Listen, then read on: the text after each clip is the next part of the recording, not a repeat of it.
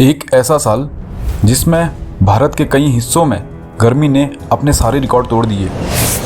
साल 2024 दिल्ली शहर के मुंगेशपुर क्षेत्र में 28 मई को तापमान 49.9 डिग्री सेल्सियस दर्ज किया गया। यह दिल्ली में अब तक का सबसे अधिक तापमान है।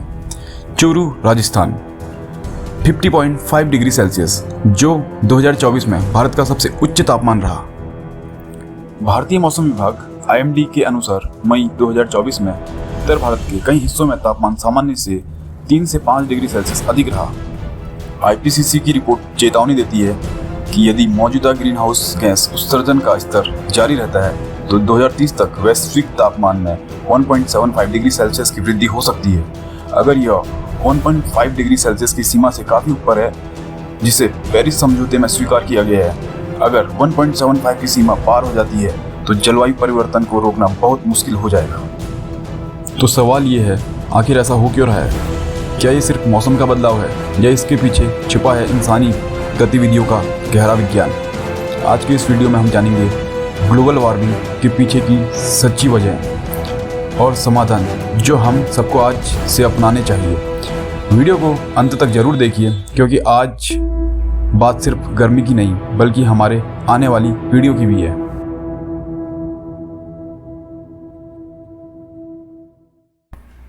नमस्कार दोस्तों, सबसे पहले हम जानेंगे ग्लोबल वार्मिंग का मतलब क्या है। धरती के औसत तापमान का धीरे धीरे बढ़ना। सूरज से आने वाली किरणें धरती की सतह को गर्म करती हैं। सामान्य हालत में इस गर्मी का एक हिस्सा धरती से वापस अंतरिक्ष में लौट जाता है, लेकिन एक समस्या है, ग्रीन हाउस गैसें। CO2 carbon dioxide, CH4 methane और N2 नाइट्रस ऑक्साइड जैसी गैसें एक अदृश्य कंबल की तरह काम करती हैं, जो इंसानी गतिविधियों से वातावरण में बढ़ रही हैं। ये गैसें सूरज की गर्मी को अंदर तो आने देती हैं, लेकिन जब धरती वो गर्मी वापस भेजने की कोशिश करती है तो ये गैसें उसे रोक लेती है, जिसे हम ग्लोबल वार्मिंग या ग्रीन हाउस इफेक्ट कहते हैं। आइए दोस्तों, अब जानते हैं ग्लोबल वार्मिंग से हमारी धरती को क्या क्या खतरे हैं। हीट वेव्स बढ़ना, यानी कि अत्यधिक गर्मी। जैसे जैसे धरती गर्म हो रही है, हवा में ज़्यादा गर्मी फंस रही है।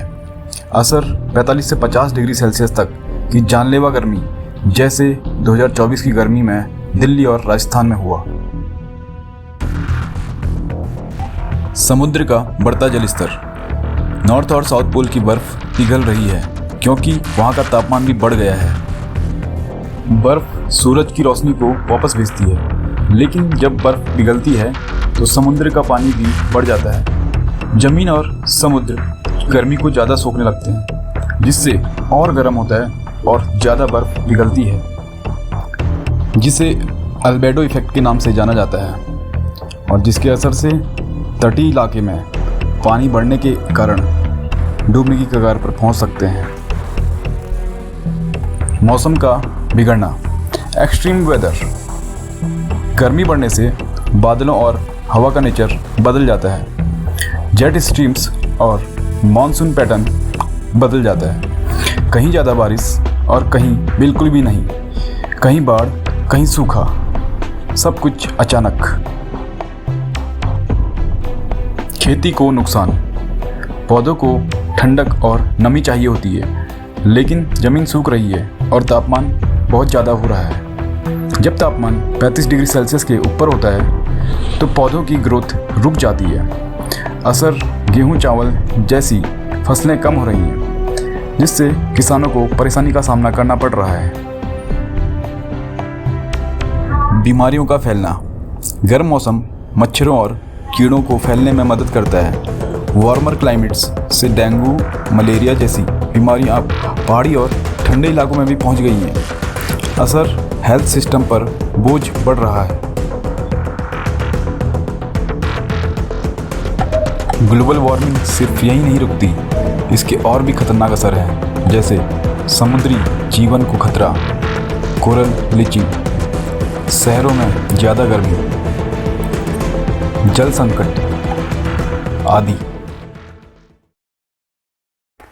दोस्तों, अब आपके मन में सवाल उठ रहे होंगे कि ये ग्रीन हाउस गैसें आती कहाँ से हैं। चलिए उनके कुछ स्रोत जान लेते हैं। CO2 लगभग 74% योगदान। CO2 यानी कार्बन डाइऑक्साइड ग्लोबल वार्मिंग की सबसे बड़ी वजह। ये आती है बिजली बनाने वाले थर्मल प्लांट से, पेट्रोल डीजल और गैस जलाने से, कार बस और ट्रकों से निकलने वाले धुएं से और पेड़ों की कटाई से।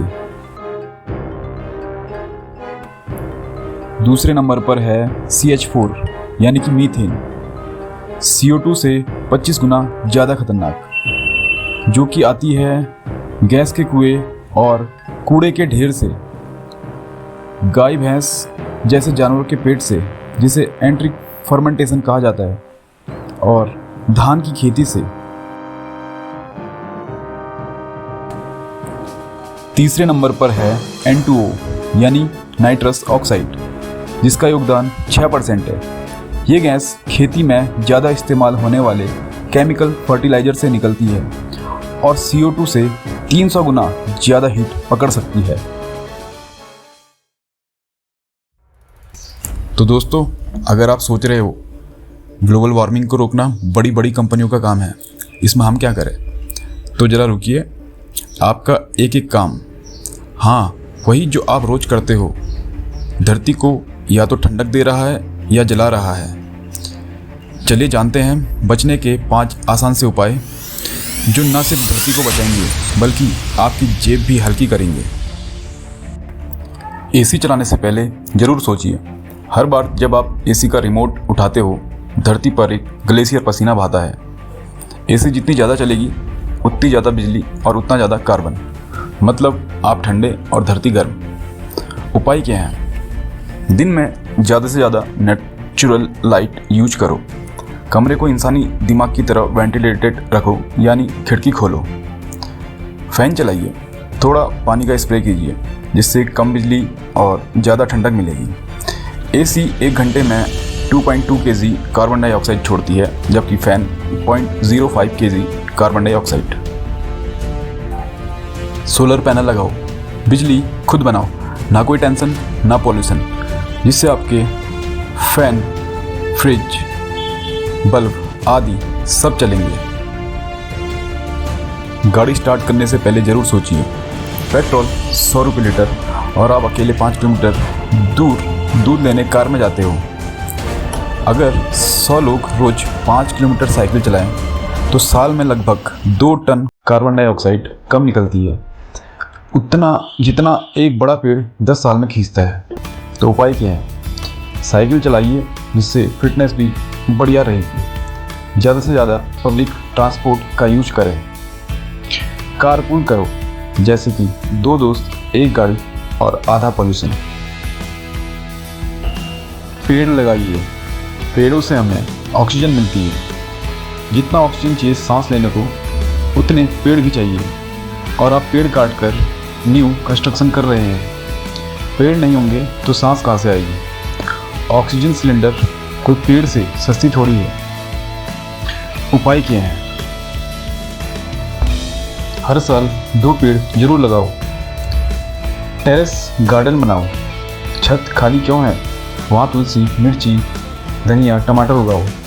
खाना भी उगेगा, ऑक्सीजन भी मिलेगा, और गर्मी में AC कम चलेगा। ट्रिपल फायदे। गांव हो या शहर, पेड़ सबसे बड़ा एयर प्यूरीफायर है। प्लास्टिक, जरा सोचो, वो झोला काम आता था ना। प्लास्टिक लेके आप स्टाइलिश फील करते हो, लेकिन धरती की हालत वही प्लास्टिक जैसी हो गई है। ना गलती है ना हटती है। एक प्लास्टिक बोतल 450 साल तक मिट्टी में रहेगी। आप तो कब के चले जाओगे, बोतल तब भी वहीं रहेगी। उपाय, कपड़े का झोला रखो, फैशन भी हो जाएगा। रीयूज़ करो। एक घर 1 साल में 10 kg प्लास्टिक कम।